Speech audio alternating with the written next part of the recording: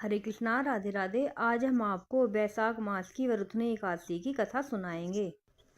बैसाख मास के कृष्ण पक्ष की एकादशी को अत्यंत पुण्यदायिनी और सौभाग्य प्रदायिनी वरुथनी एकादशी कहा जाता है। इस दिन भक्ति भाव से भगवान मधुसूदन की पूजा करनी चाहिए। वरुथनी एकादशी का व्रत करने से भगवान मधुसूदन की प्रसन्नता प्राप्त होती है। भगवान मधुसूदन की प्रसन्नता से संपूर्ण पापों का नाश होता है और सुख सौभाग्य की वृद्धि होती है।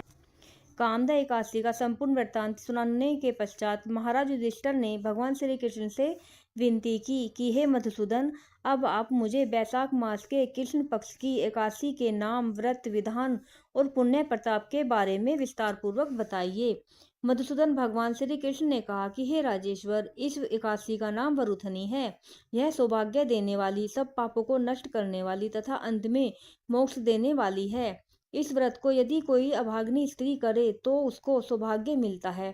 इसी वरुथनी एकादशी के प्रभाव से राजा मानधाता स्वर्ग को गए थे। वरुथनी एकादशी का फल 10,000 वर्ष तक तप करने के बराबर होता है।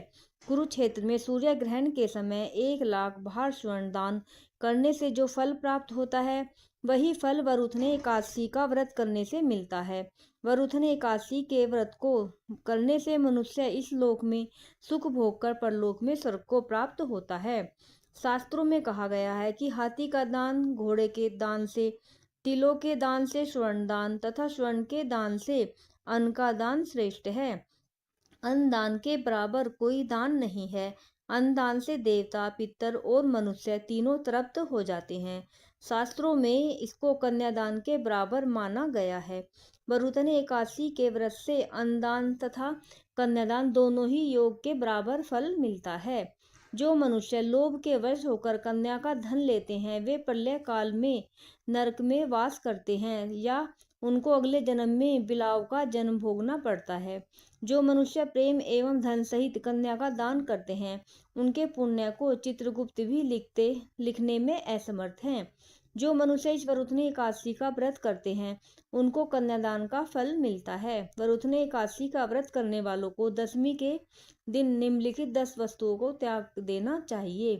कांसे के बर्तन में भोजन करना, मांस, मसूर की दाल, चना, कोंदो, साग, मधु, शहद, दूसरे का अन्न, दूसरी बार भोजन करना, स्त्री प्रसंग, व्रत वाले दिन जुआ नहीं खेलना चाहिए तथा शयन भी नहीं करना चाहिए। उस दिन पान खाना, दातून करना, दूसरे की निंदा करना तथा चुगली करना एवं पापी मनुष्यों के साथ बातचीत करना सब त्याग देना चाहिए। उस दिन क्रोध तथा मिथ्या भाषण भी नहीं करना चाहिए। हे राजन, जो मनुष्य विधिवत इस एकादशी का व्रत करते हैं, उनको स्वर्गलोक की प्राप्ति होती है। अतः प्रत्येक मनुष्य को यह व्रत अवश्य करना चाहिए तथा पापों से डरना चाहिए। इस व्रत के महात्म्य को पढ़ने तथा सुनने मात्र से 1,000 गोदान का फल मिलता है।